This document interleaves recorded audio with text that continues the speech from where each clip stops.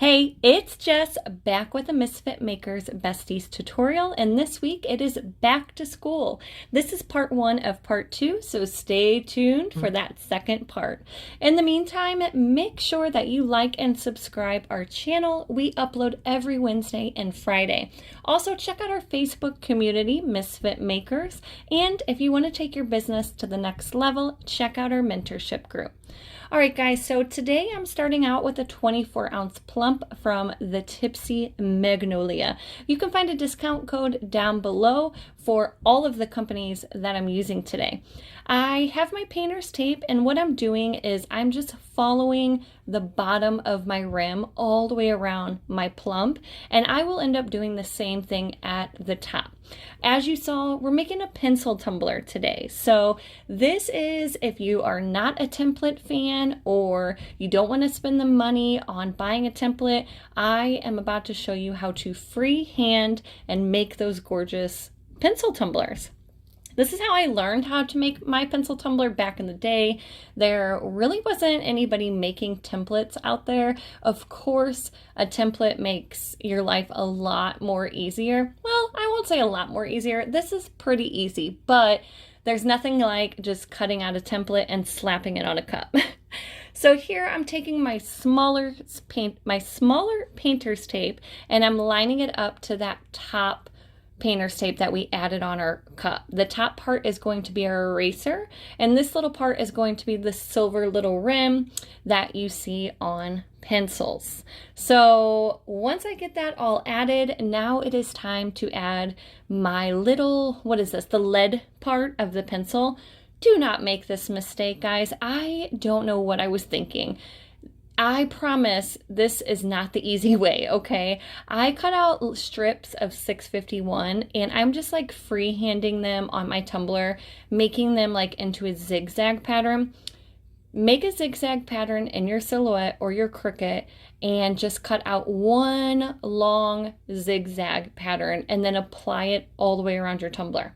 Like, hello, why didn't I think of that? I have no idea, but here we are. So after I apply all my little triangles, I then went in with my X-Acto knife and just trimmed up those pieces so they all my pieces came to a point.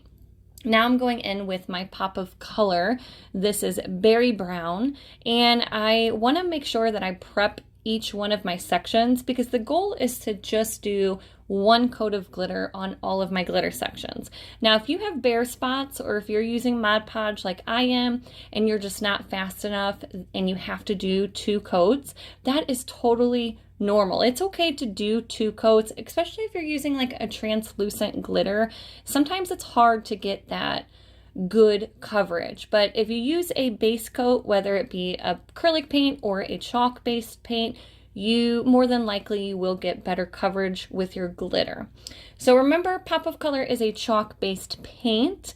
If you apply it too thick, then it will crack. So a nice thin coat is what you want to go for. This first color that I'm using is from the Glitter Guy. All of the colors that we're using today are actually from the Glitter Guy, and this is awesome. Really pretty gold. It is a medium mix, 0.25 mix, and I think it's just the perfect color for that pencil lead. So since I am using Mod Podge as my adhesive, I'm only doing one little triangle section at a time. I will use my dry brush to brush off all the other sections and then slowly just work my way around my tumbler. If you were using UV resin, I would apply it with a small paintbrush like I'm doing here, and then you would be able to do all of your sections at one time and then stick it underneath your lamp. Here I was not in a hurry, so I kind of just enjoyed taking my time painting all of my sections and doing it this way. So whatever is clever for you guys. Since I am using a medium cut, I just want to make sure I pat each section down so I don't have any of that chunky glitter sticking up, poking up, and will cause problems later.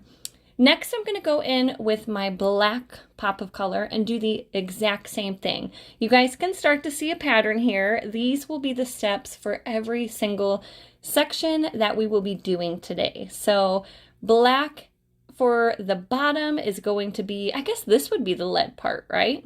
Then what is the brown part on the pencil called? Lead too? Shavings? Pencil shavings?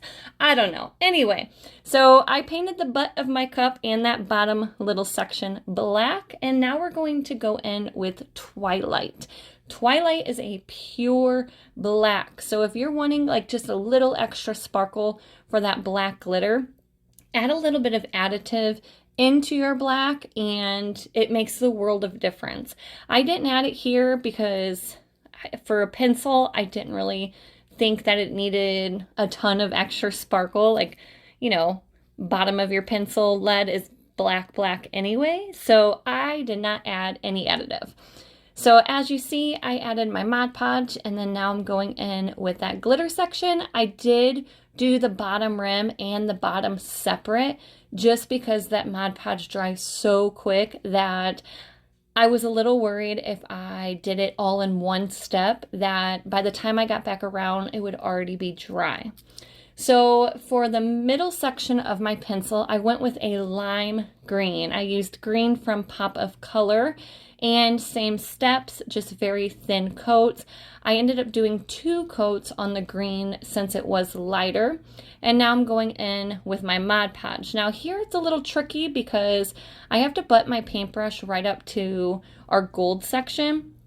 And again, Mod Podge dries really quick. It waits for no one. So you do have to move really quick. And I really thought I was going to have to do 2 coats of glitter on this because I wasn't feeling the fastest this day. But 1 coat and I got really good coverage. This green I'm using is Radioactive. You can see how sparkly this is. This is without any filters or any extra lighting. This is a gorgeous lime green. Definitely one of my favorites. So nice even coat. Oh, one thing I did forget to mention, which I'm sure y'all figured it out already. After you do your sections, just make sure that you remove your painter's tape right away. So after we're glittering the green section, that thin painter's tape right there where I'm going to add my silver, I want to make sure I remove that pretty quickly. So say I didn't want to finish this cup tonight and I was just like, nope, I'm too tired. Just make sure you remove that painter's tape that's butted up next to your glitter and your Mod Podge before taking a break. Because if you come back later, even 20 minutes later, and you try to remove it, you're going to take up some of that glitter and you're not going to get that straight, crispy, clean line.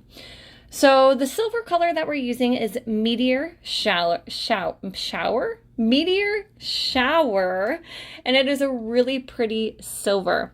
The pink color that we're using for our eraser is Bubblegum, and this is also another really pretty, flashy, bright pink. Love this pink and green together. So once I got my entire pencil glittered, I set it aside for about an hour just to let that Mod Podge dry. If you are in a hurry, you can use a heat gun to dry it up, faster, but be careful. Sometimes I've done that and then my Mod Podge underneath will bubble up and it will leave like little bubbles underneath there. I'm assuming because I'm trying to dry it too quick. So just be careful with that.